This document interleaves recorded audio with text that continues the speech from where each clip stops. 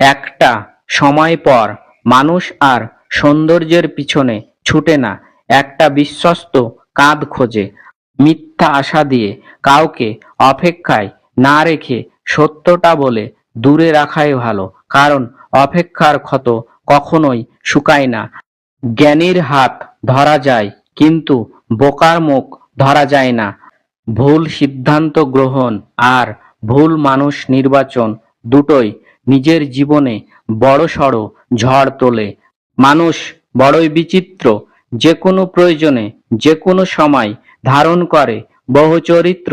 মৃত্যু পথযাত্রী কোনো নারীকে কোনো পুরুষ বিয়ে করলেও কোনো মৃত্যু পথযাত্রী পুরুষকে কোনো নারী বিয়ে করবে না, এটাই বাস্তব।